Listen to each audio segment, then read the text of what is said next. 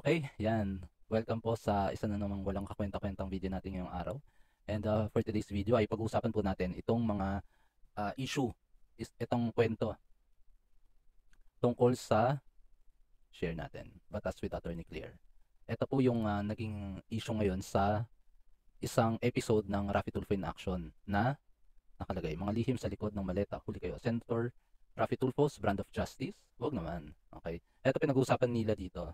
Hindi lang si Attorney Claire, marami rin mga content creators, sina I'm Sean Wayne, sina Attorney Libayan, sina Direk Freddy, and marami pang iba, sina Teacher Mark, na yung naging episode na may tinulungan daw si Raffy Tulfo na ma-recover yung maletang worth 50 million.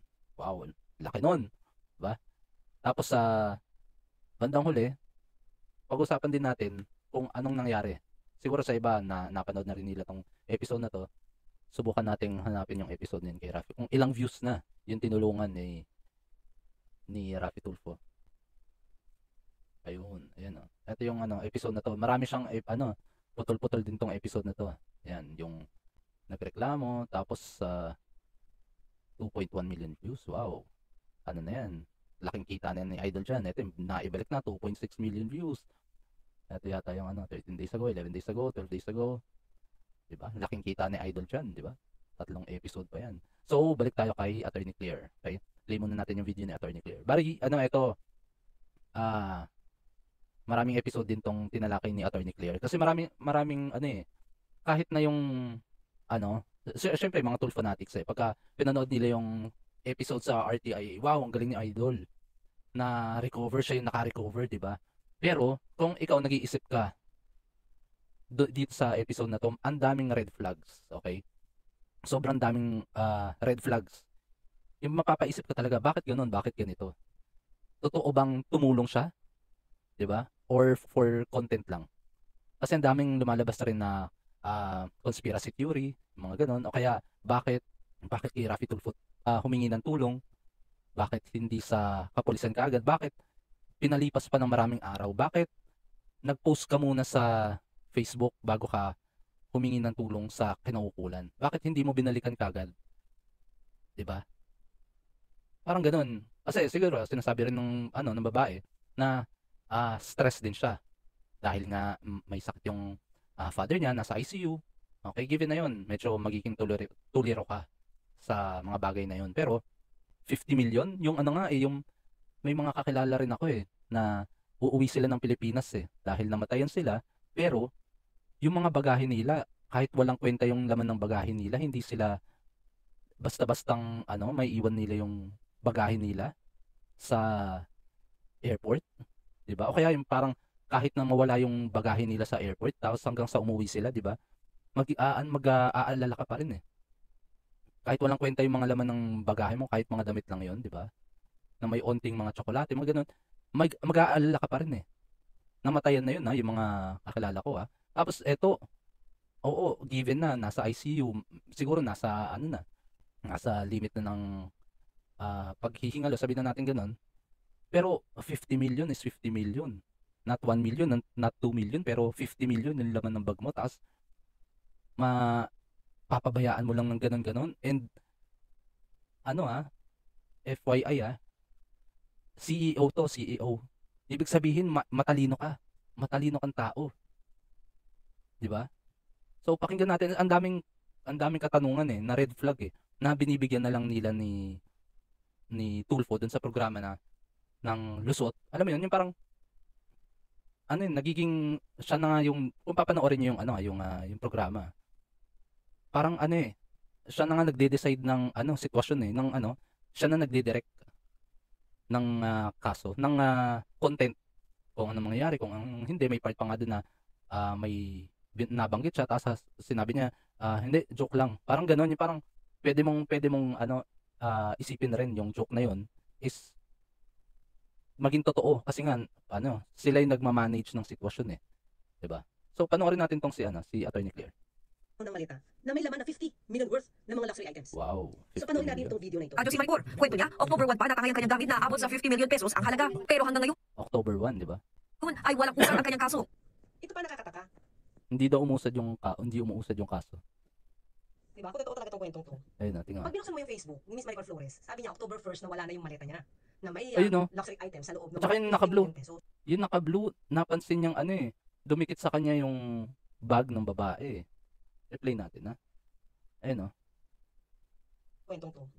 Pag binuksan mo yung Facebook ni Miss Maricol Flores, sabi niya October 1st na wala na yung Ayun, maleta oh. niya. Oh. Na may Ayun, oh. luxury Napansin items ng sa loob lalaki, ng oh. 50 million pesos. Nakita niyo, napansin niyo yung ano, yung dumikit dun sa ano. Kumbaga, di ba pagka ano, may kumalabit sa'yo, as mapapalingon kang ganon, sino yun? Parang ganon. Eto maliit eh. Mapapansin mong ganon, wala ng tao. Kanino to? Di ba?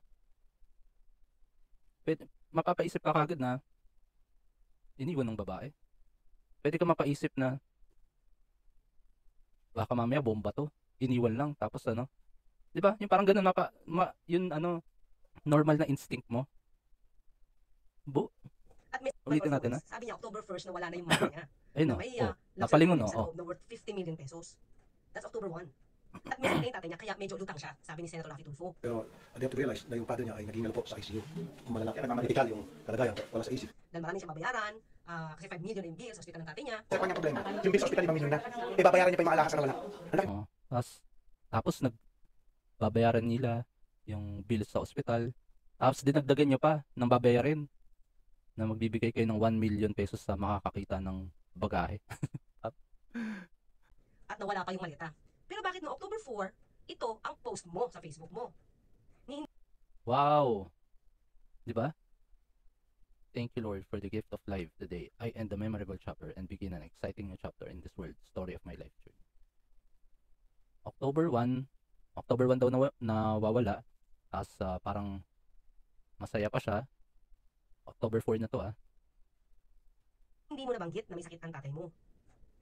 Hindi Siguro medyo given na rin na ano, ayaw niyang ilabas sa publiko yung pero kasi ano ang dali lang kay Raffy Tulfo na magkwento na sobrang dali lang na kasi yung tatay niya nasa ICU, bakit ikaw hindi?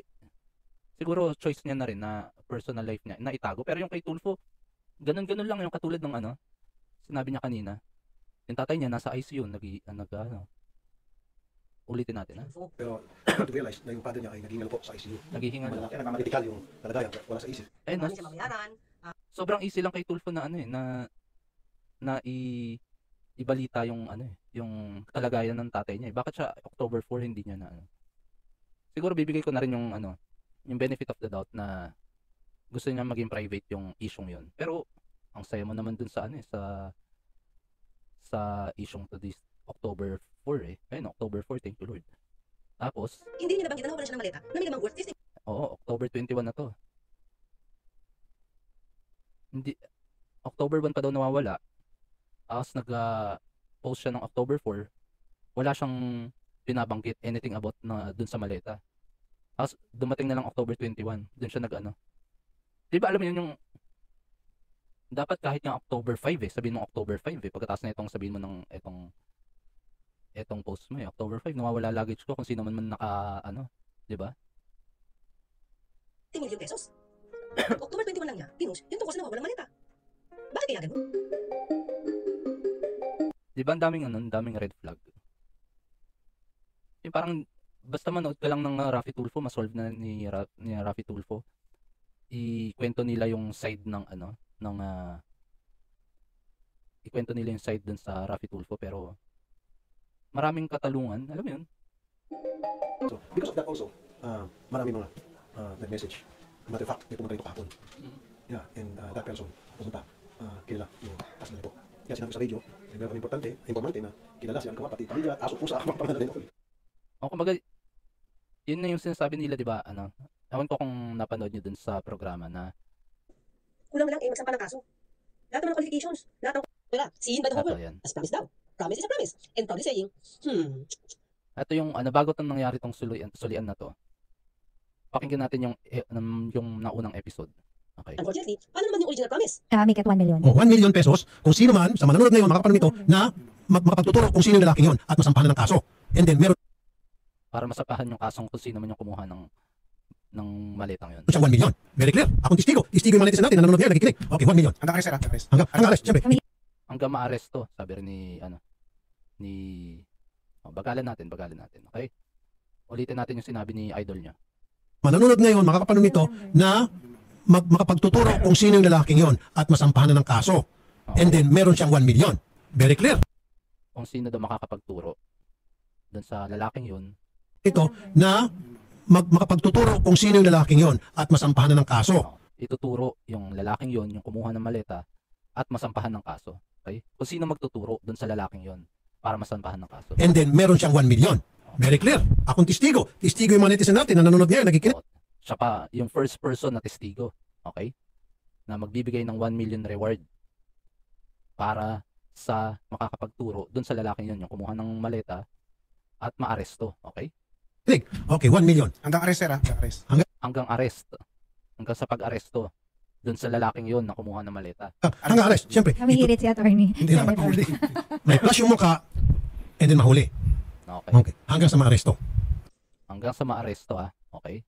Yun ang condition ni Idol Rafi. O, paano na yung informant mo na unang nagbigay ng information? Nakausap pa nila Atty. Villamor at ni Miss Maricor nung pumunta sa studio. O, di ba? Yung informant na yun na sabi, dapat siya yung tumanggap ng 1 million, di ba? Di ba? Di ba? Dapat siya yung makareceive nun kasi siya yung nagbigay ng information dun sa lalaki. Hindi pa nga lang na-aresto, pero siya yung may information na nagbigay doon sa sa lalaking kumuha ng maleta. Diba? Gal, magkwento ni Senator Rafi Tulfo. Kahit matagal na naghihintay si Miss Maricor Flores sa backstage, humingi na paumanhin. Pero si Senator Rafi Tulfo, dahil matagal yung eksena niya habang ini-interview yung mga magsusuli nung malet. Naiyak ba si Miss Maricor Flores dahil nandun yung maleta o naiyak siya dahil at last natawag na siya? Sa kanila, Miss Maricor, as you can see, wala itong gas-gas. At so therefore, walang attempt to force open it. Yung kahit ba hindi inattempt, hindi sinubukang buksan yung maleta is malinis pa rin yung taong kumuha nun. Yung pwede mo nang baliwalain yung the fact na ninakaw niya yung maleta dahil hindi naman sinubukang buksan yung maleta. Alam mo yun? Kung mo pa, Senator Rafi Tulfo, yung kamay ng maleta, ipakita mo kung gaano ba siya kabuti dahil hindi niya binuksan yung maleta. Parang daig mo pa kaya dito si Atty. Abu. Identification. Very, very positive. Sabi niya, sa programa niya, positive na na-identify na yung tao. So, magpa-file na sila ng kaso. So, anong nangyari? Sino ba ang pinagulat? Especially, mas nauna yung informant kaysa sa pagpunta nitong mag-ina sa studio. Diba?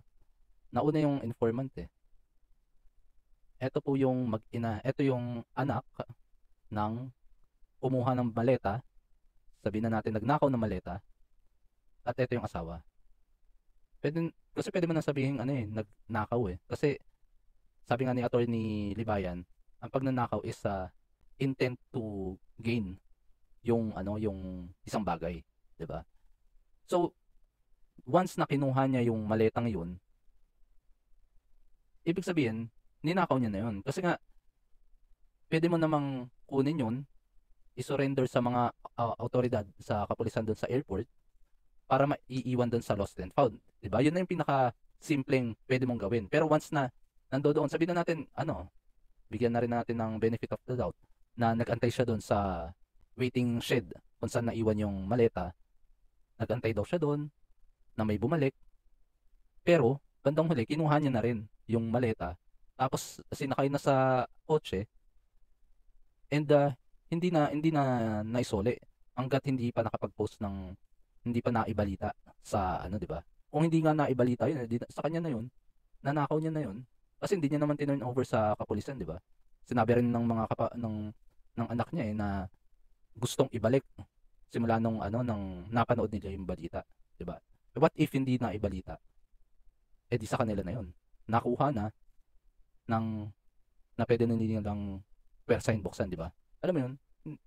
Kaya na rin, pwede mo sabihin na nanakaw. Yeah. Yes, in behalf of my client, the husband of the wife here. Ito mamaya, ito yung attorney ng tatay nung nagnakaw. Okay. Siya yung attorney ng Mamaya may sana makarating kay Attorney Libayan. May tanong ako mamaya. Teka lang, attorney. Yung kliyente mo talaga humihingi ng patawad? Apology accepted. Hindi nga natin nadinig na nagsisi yung kliyente mong lalaki. We apologize for what he did. He was attacked by his conscience the night after taking your bag. For that, we apologize for this accusation. Apology accepted. So, kliyente, Ang bilis. Sobrang parang yung parang nakaapa ka lang ng paa ng ibang tao. Parang ganun. 'Di ba pagka nang hindi mo sinasadya, ay ayun, naapakan ko yung paa ng dahil nakatalikod ka o anything else. Tapos magsusorry ka kagad. Parang ganun lang kadali. Apology accepted na kagad, 'di ba? ni Atty. Abu, yung nakatanggap ng 1 million pesos, yung lalaki na tumahay ng maleta, at yung mag-ina daw, yung tumahay ng maleta. So, nakatanggap ng 1 million pesos to. So, meron ba siyang attorney's fees nito? Isa ba ito sa factor kung bakit siya napaguran? After siya tumawag kay Odette? Security purposes. Dito, ang maletang naiwan, dinadampot. Diba? Hindi kasi pulido yung script, bibigyan pa ng reward. Ang daming butas. Magkano pwedeng itanong? Nakahina talaga. Ayun, ang daming pera, oh. Wow. Sa sitwasyon ng kwento na saksihan natin, ang problema ay maaaring nasolusyonan. In so Take note. Okay? Sila yung pamilya ng nagnakaw. Yung tatay niya, siya yung nagnakaw ng maleta. In the end, sila pa yung marerewardan ng 1 million pesos. Dahil sila yung nagbalik. Hindi yung informant na nakapagturo dun sa lalaki. At hindi pa makukulong yung tatay niya. Hindi pa yung lalaki na nagnakaw, hindi pa makukulong. Imbis na makulong, binigyan pa ng reward. 1 million pesos. Pakita nga as Ms. natin. Michael Flores and the maleta are concerned. But the crime was not completely solved. Ang krimen na gawa dito ay hindi pa nagresolba at hindi pa natatapos o hindi pa man lang nakaka-first base ng Siguro gagawan din natin ng part 2. Yung parang sa sobrang hindi kaya ng isang episode itong issue na to. Kasi para sa Raffy Tulfo in Action, sobrang dali nila maresolba itong videong to. Itong isyong to. Okay? Sobrang dali. Pero sobrang dami naman ng red flags. Okay? So, siguro hanggang dito na lang muna yung medyo marami pa akong gusto rin talakayin at saka may gusto rin akong itanong kay Attorney Libayan na sana makarating.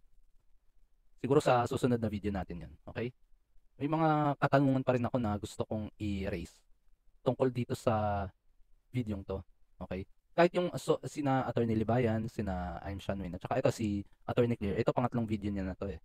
Kasi sobrang dami dami rin nilang question na out of this world yung mga reaction, yung mga nangyayari. Ito lang siguro ang huling tanong ko. Sa tingin nyo, hindi ba to stage? Hindi ba to for collab purposes only? Kasi big time to big time ang collaboration na ito netong dalawa Raffy Tulfo and isang CEO. Kailangan mas engrande pa yung sabihin nating issue na ipalabas nila kasi itong isyong to parang 3 parts na rin nakita natin kanina, di ba, with million views, di ba? Hindi lang ordinaryong Ivana Alawi collaboration to di ba? Sa tingin nyo stage tong isyong to? Kasi sobrang daming pwede pang sa susunod na video pag-usapan pa natin yung mga maraming katanungan tungkol dito sa issue na to. Okay? So hanggang dito na lang po muna tayo. Okay? Pa-part 2 po natin to. Okay? Sana nag-enjoy kayo sa walang kakwenta-kwentang video natin ngayong araw. And please paki-follow po ako sa Facebook and subscribe sa YouTube channel ko. Okay? Hanggang dito na lamang po. Hanggang sa ulitin. Maraming salamat po ulit. Ciao, ciao.